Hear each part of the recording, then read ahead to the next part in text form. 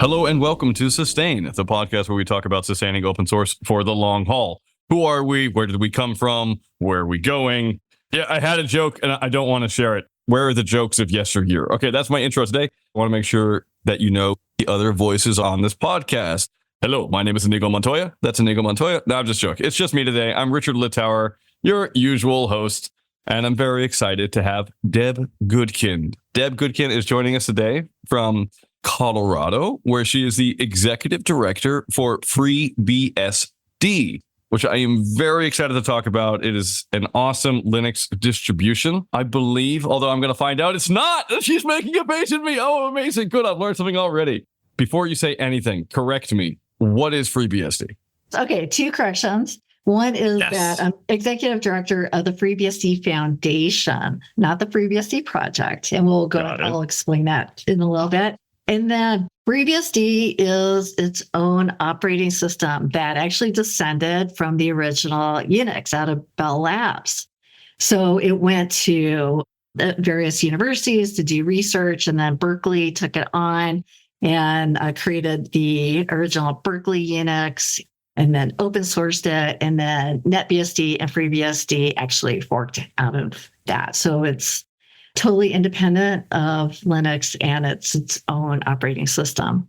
Can you run operating system on pretty much most computers? Can you run it on Macs? Can you run it on Dells, et cetera, et cetera, et cetera? Macs are different, but you can definitely run it on PCs and all different architectures. So different CPUs, like from RISC-V to ARM64 and AMD and Intel and all those types of processors. And as far as a Mac goes, I have heard of people running on bare metal on a Mac, but most people use it on a VM on a Mac. But I mean, I could go into the history of Mac OS being based on the original BSD and then incorporating FreeBSD into that, but I won't go there today. BSD stands for Berkeley Software Distribution. So that's came out a long time ago. That was assumedly before there's a Berkeley license, if I remember myself correctly, that's unrelated. Do you know about that? So there is the BSD license. Is that what you're thinking of? Yeah, is that the same thing? Yes. Okay. Changed, but yes. It's always hard for me. I always feel somewhat like a script kiddie. I'm 35. I first got involved with open source by basically doing JavaScript on the front end, like with the Angular community. So I joined in 2015. Now, the initial FreeBSD release was on the 1st of November, 1993, which is when I was 5. So it's 30 years old. So it's been around for a while, which is awesome, which makes it hard for me to understand all of the old things. And again, this isn't the history of the web podcast. That would be a very fun podcast to listen to. This is more about sustainability. So rather than focusing on that, let's talk about something else. How many people use FreeBSD today? I have no idea, because one reason is because of the license. So using the BSD license that's a permissive license. And so anyone is free to use it and make changes, and they aren't required to give anything back. And so even though we could probably track downloads, we have so many different mirrors around the world that there's no way for us to really track what the downloads are. But I mean, there's hundreds of thousands of users out there, and we just know that because of certain devices that FreeBSD is on. That's amazing. So the FreeBSD project as a whole is very large then. Tell me about the part of the project that the foundation is a part of. How are they different? Okay, so the project is comprised of the FreeBSD operating system and the community. So the community are the people who support it and are the contributors. And so we have developers and people who advocate and people who use FreeBSD. So all different types of people help contribute to FreeBSD, the project. That's volunteer-based. And what they produce is the computer operating system. The FreeBSD Foundation is a separate organization. We are a US-based 501c3, which means it's a tax classification, meaning we're a nonprofit for the public good. So we're not a membership organization. We're not a trade association. We're what I refer to as a true nonprofit. And so our whole purpose is to support the project and the community. And we do that in many ways, from funding development projects that help improve FreeBSD. And that might be external developers, as well as we have our own team of software developers. I mean, we are small, but we also have an advocacy team that promotes FreeBSD. Then we have people who help with quality control and continuous integration and security and things like that. We actually could represent the project as a legal entity, so we can engage in NDAs and different types of agreements. And we also purchase all the hardware and support it for all the infrastructure. Okay, so I'm seeing several different missions in that, right? There's fiscal hosting, there's hardware, there's some software development, but obviously most of it's going to be open source and free and contributor based. Now, there's a whole suite of foundations out there that do similar sorts of work, right? Open Source Collective is a good fiscal host. GNOME Focus is a fiscal host. Occasionally, they do have some software developers, but normally they host stuff. The GNOME Foundation is a good example of somewhere that's kind of very similar to you, right? GNOME Foundation, we had Karen Sandler on once to talk about this. We've had other people from there come on. It's a foundation dedicated to GNOME, and they also have some developers, have someone who do fiscal hosting, and they act as a foundation to say, sign NDAs, do that sort of legal stuff that happens. In the giant suite of nonprofits that exist, where do you sit between, say, GNOME and maybe the Linux Foundation? Like, how do you consider yourself? Well, I would say we're closer to GNOME, but I believe that we're bigger. Most of our budget, I'd say over half of our budget goes directly to software development. So we do a lot of software development work, and that's probably mostly what we do. And the reason why is because it's not always easy to get volunteers to step in to do work, especially things that maybe aren't interesting to them, or say there's a vulnerability out there and we have people on staff who can step in right away and, debug, put fixes in quickly. And so having that funding really allows us to do that and really help make sure the project stays secure. Comparing us to the Linux Foundation, they're a trade association and they have, 1,000 projects under them. We are not a trade association. We do work with companies and we do form partnerships with them and help support them. But the purpose is to further, the adoption and development of FreeBSD. And so by having commercial users use FreeBSD, it helps by them contributing. It really helps the innovation of FreeBSD. Where do the majority of your funds come from? Are they individual contributions or are they corporate sponsors? Mostly from corporate sponsors. So we get both, but if you look at the amount, so the quantity would be from individuals, but the total dollar amount is from corporations. I know in the last few years, a lot of the rhetoric around supporting open source or open source program offices or open source foundations has really shifted towards security, right? Dealing with your supply chain, dealing with your dependency management, dealing with having someone on call for debugging things, especially as you have infrastructure. Have you found that that's shifted within your own organization in terms of how you pitch donating to FreeBSD?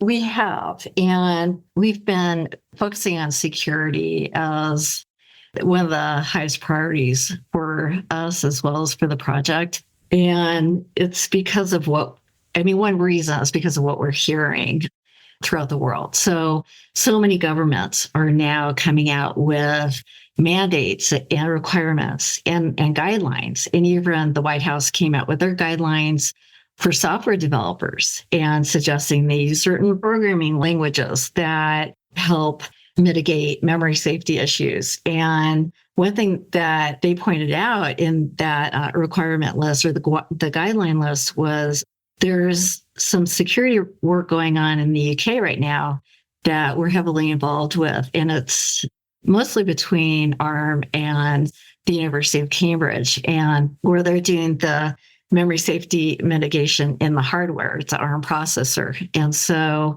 the operating system that they're using is called FreeBSD, and FreeBSD is based on FreeBSD. And so that is something that the UK government and actually the US government has put a lot of money into that research. And so it's in the experimental stages now, but a lot of companies are actually basically trying it out right now.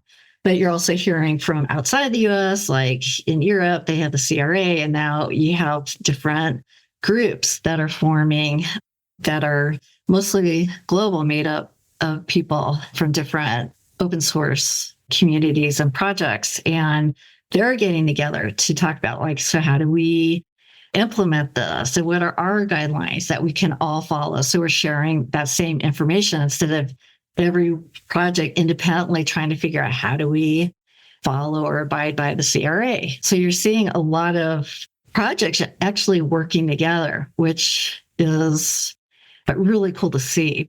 I mean, just like open source, it's using shared code to help save money and development time and all that kind of stuff. It's the same thing here with protecting our digital infrastructure. And I mean, since the world is so digital, to put a simple word to it, and there are bad actors out there, that is why we're hearing so much about it now. And so we have 2 people on staff who are part of the security team. And so we have the deputy security officer who works for us. And so we stay on top of issues that are coming out. We also have one person who has been focusing on looking at policies and making sure that we're part of these conversations that are going on. I mean, FreeBSD, a lot of people don't know about it because you hear about Linux all the time, but FreeBSD is critical software. There are a lot of companies using it, and there's a lot of governments that are using it.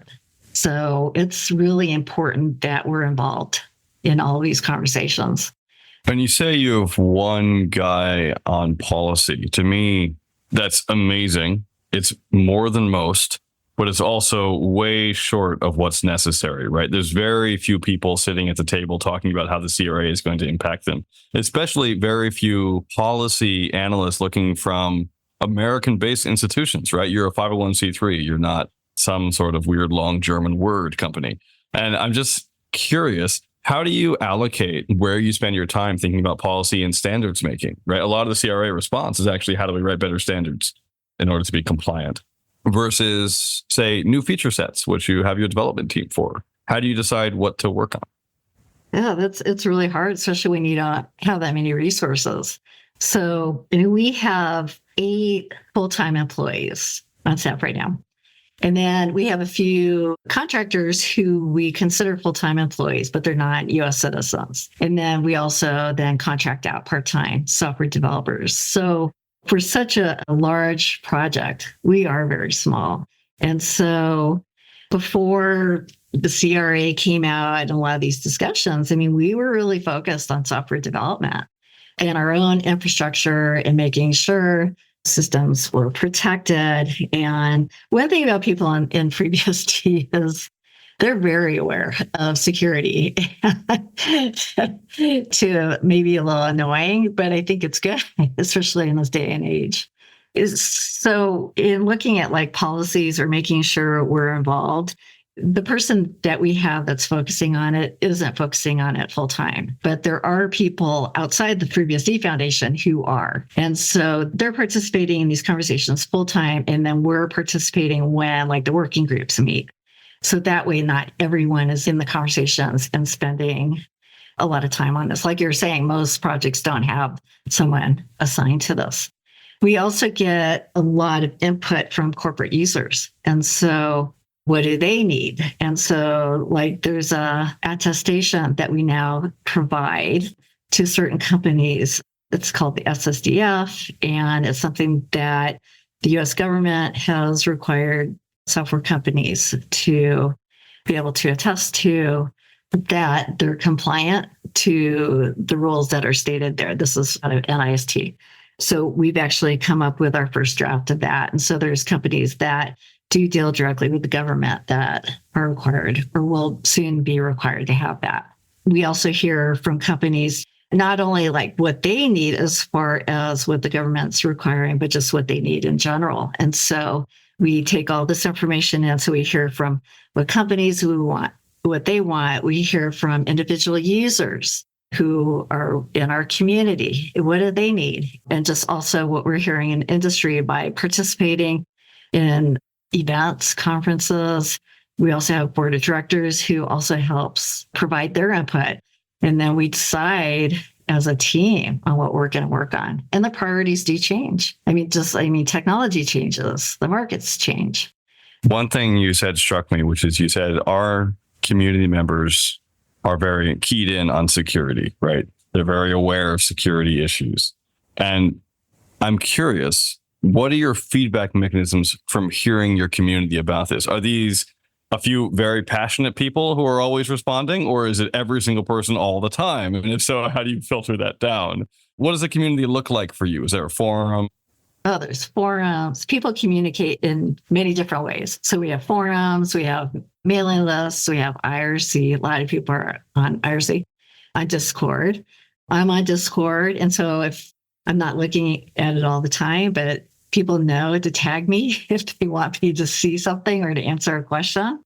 And we also have in-person events. They're typically fairly small, but really that allows people to meet in person who've only talked over IRC or however way they've communicated in the past and actually sit down next to each other and discuss things that they're working on, which is always fun to see. And because people always leave those like just so energized and excited about working on something that they discussed with someone else.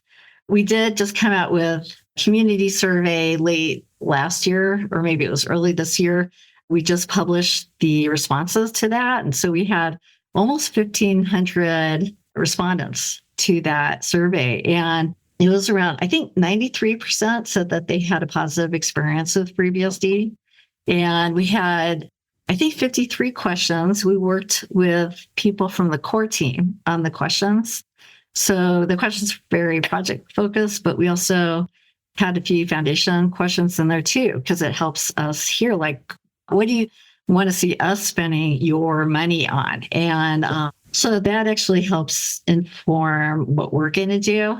And so we are going to try to do that every year now. And so now we have sort of this space that we can compare it to and see how things change and hopefully improve over the years. And then we'll also come out with informal surveys over the year going forward. But people can email us too. And yeah, the security question, I mean, like the things that are specific to security, usually it is more people who are pretty passionate about that you hear. That tracks. You mentioned 93%. That's amazing. That's a really good number. For the other 105 people who filled out the survey who said no, I'm really curious, were there any themes about what was difficult for them in the FreeBSD community? I'm not asking you to give us a list of all your sins. What I'm asking instead is, what's hard about keeping a sustainable, happy community for FreeBSD? Is it diversity? Is it money? Is it something else? Actually, it was only 1% that had a negative experience. So the rest was just neutral. That's important too, to understand that. So there was some feedback on how folks got information. And I think getting started, that's one thing that we're working on improving. It's just like reducing the friction on using FreeBSD for a new person, as well as just the whole onboarding process. And just like, what's a path I can follow for getting started with FreeBSD that isn't too challenging, that would make me want to stop right at the beginning. Also, one thing we heard was like outside, like you hear FreeBSD, and there's a lot of support within the US or North America and in Europe, but outside of that, we're not as prevalent as far as, I mean, it's being used, but we're not at like events in those areas. So there's not as much presence. Yeah, that makes sense. And most of open source also happens in the global north. It's not great, but it's kind of like the makeup of who's in open source, right? Mostly people who have the privilege, who have the time, which means mostly people who look like me, which is not great, but it's what it is. And we're working on it. So can you tell me about FreeBSD's plans to increase diversity? both among geography and also among types of people and contributors involved in the projects? Okay. Yeah, I would say culturally, we're pretty diverse. Typically, when you think of diversity, you think of like gender diversity. And especially in tech, it is an issue.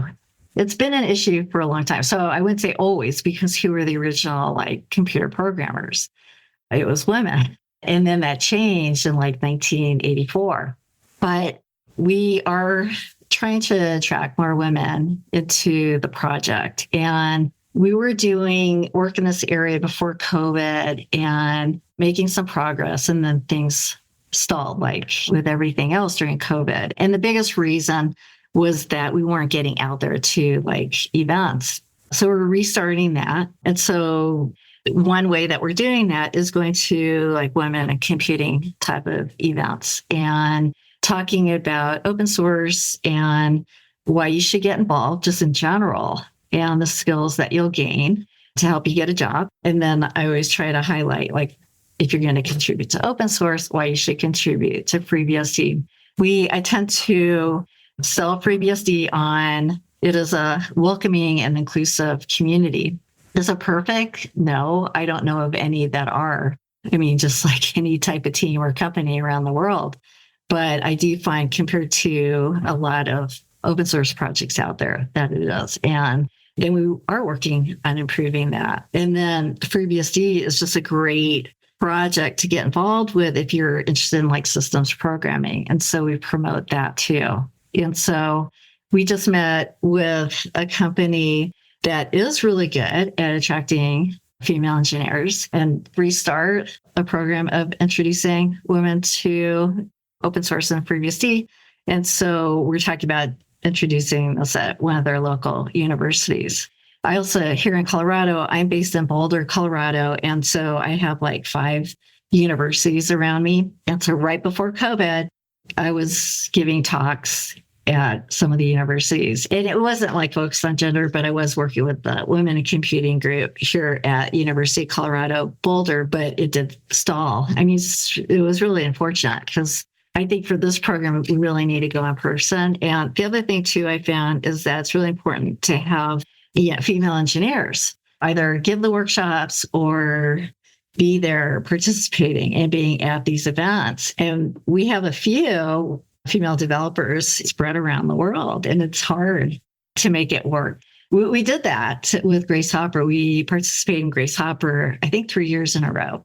And so right now we're focusing on the smaller ACM celebration of women in computing events, because what I have found is that they're typically attended by about 300 college students and professors. And it really gives you a chance to have deep conversations with them instead of going to Grace Hopper, which has like 18,000 women in computing, which is pretty awesome in itself.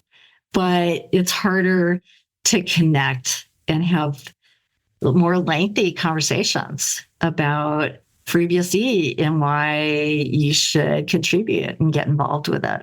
So I have hopes because, I mean, my background is engineering. And at the time, there weren't that many women. Most of my classmates were guys. And so for me, I want more women involved, not just FreeBSD, but really in STEM. And I want more girls to know that there are a lot of careers in this area. So that's something that I want to continue working with. I have maybe a hard question, which is I'm thinking over other people I've talked to in the past who've also sat in executive director roles. Karen Sandler, Lauren Gardner, Holly Million, Deb Nicholson, Pia Mancini. Like there's so many. And I'm realizing the majority of them seem to be women, Leah Silent, who work long hours, who are really good at their job in your role as an executive director. Do you have any thoughts on that? I have my own, but I'm not sure they're relevant. I'm just curious, why do you think that happens? Well, wait, are you asking why there are so many women or why do they work long hours or both? Both. Both. I'm just noticing a theme, which is that if you're a foundation for an open source project, you have a board of directors that's mainly male engineers who focus on things, and then you have a woman manning the helm. And I'm curious about your thoughts on that. And also, woman manning the helm? I need a less gender term. I did pick up on that. Gubernatorially guiding. So I'm curious about your thoughts. Well, I hadn't really thought about that. I mean, I'm very aware the boards are generally male. We're working on that too here. And I wanted to say that I guess because women generally are good at taking the helm and leading, and because I don't know the backgrounds of this long list that you provided. As far as the long hours, I think anyone in this role is going to work long hours. You're in this role. It's a job, but you're passionate about it. And there's just a lot to do. Most of us are probably short of resources. So that's a big reason. But the first person you listed is Karen Sandler. And she was one of the first EDs I got to know. And when I learned that she was not only an electrical engineer, but a lawyer, I couldn't even fathom that. I was so impressed. And because I knew I got my master's in electrical engineering, and that was hard. There's so many topics out there or degrees that are hard in their own way. But I just found electrical engineering was hard and just a lot of work. But so is getting a law degree, and they're so different. And so I've been impressed with her for a long time. And I know I'm like sort of diverting from the conversation, but she is so passionate about the license that is total opposite from our license. And she's asked me to like debate her. And I'm like, I'm not going to debate you. You're a lawyer. I like that. But what I am impressed with, and with a lot of the people you listed, yeah, they're all just so smart and passionate and caring. And so there's a lot of traits that they all have. And maybe that's why. And they just happen to be women. Can you tell me why you're passionate about FreeBSD versus Minecraft Foundation or some other possible foundation out there? Why this project? Well, I've learned to really love the people and what it stands for. I've been with the foundation for a long time. It's the longest company I've ever worked for. And it's not because I can't find another job. It's like, it's been challenging and interesting this whole time. I was hired basically as an engineer to oversee this nonprofit. So my background was not operating systems. So that was an area I had to learn, and I'm still learning about it. So I find that interesting. But over time, especially at the beginning, I just started meeting people from the project. When we were at an event and I looked around, I would usually give a talk at the beginning. I just look around the world, the room, and like everyone in there's so dang smart. Yeah, I mean, you probably have different levels of smartness, but it's just like the minds in there just like blew me away. And the fact that they're doing it because they know, it's like they know how good FreeBSD is. A lot of them are like in the internals of this kernel. That's part of the big operating system. And they understand it, and they understand the architecture, and they know why it's really good. But you also have people who aren't developers, and they are creating videos about FreeBSD and like educating people on like, why is FreeBSD such a great operating system? And so the community is just really passionate. And is it any different than any other project? I haven't really been involved in any other projects, but from what I see a lot of possibilities. And so do the people on my team, and they're also passionate about FreeBSD. And so I want to support them. I want the project to be successful. I want it to be relevant in 31 more years or another 31 years. I want to see the people who started this back from Berkeley. I want to see that what they created to be successful and to live on.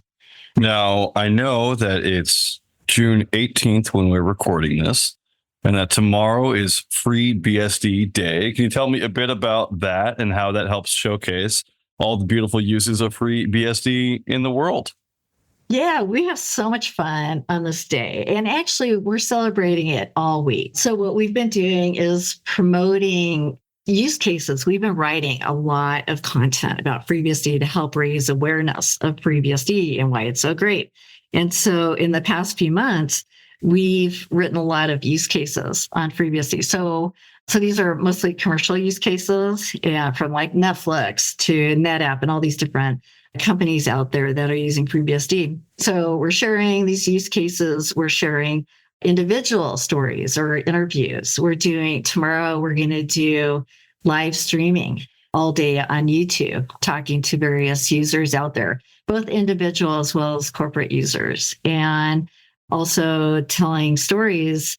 Well, actually, people in the community are sharing their stories and how they got started with FreeBSD as well as why they're involved with it now. And so it's just a week of highlighting FreeBSD. And so since this is the birthday will be in the past when this comes out, we'll have all of this on our website. And what we want, I mean, it's not like just a 1 week and then we go back into our shells. I mean, we're continuing promoting FreeBSD. We're continuing talking to other companies out there. Why are they using FreeBSD and how did this solve their problems? And so we want people to go to our website, FreeBSDFoundation.org, and read about the use cases. Go to our YouTube channel and you can look at YouTube FreeBSD and you can see interviews there. Also how-to guides and how to get started with FreeBSD. And if you love FreeBSD, to share that love with the world. Tell people why you love FreeBSD, because these are the stories.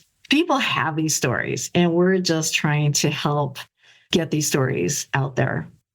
FreeBSDFoundation.org. We are running up on time, so I will direct a lot of people there. Deb, where else should people go to learn about FreeBSD or about your work? Do you have a Mastodon, et cetera, something like that?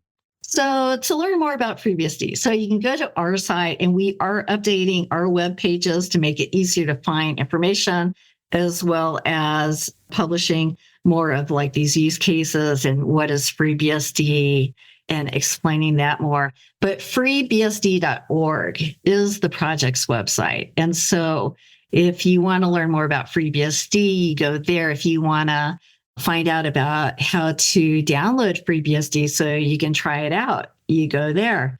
There's a button on that website. I think it's like new to FreeBSD or something like that. And so if you want to contribute or find out different ways you can contribute or use FreeBSD, you can click on that. And that helps you navigate like different things that you could do. If someone wants to contribute to FreeBSD, then I always suggest contributing documentation, because even if you're a developer, writing documentation is a great way to learn how the code works. So I always think that that's a great way to start. And we're known for our great documentation. Technical writers, the people who work on documentation are highly respected. So it's a great area to get involved with. And in fact, I'm going to start contributing. That is on my to-do list. That's how I want to contribute back, because also I need to get my hands dirty again. And I've installed FreeBSD many times. I've helped with workshops, but I need to start doing it again and get the user's perspective, because that also helps me understand like what are the challenges, what are the friction points, and things like that. So that's what I would advise, is going to FreeBSD.org. I'm on LinkedIn. I am on Twitter. I am on Facebook. I do use that for more personal use, but you could see other than my hobbies and things I like to post there. And I probably should go on some other social media platforms. That's all right. You don't have to. I do have one really quick question before we go on to Spotlight.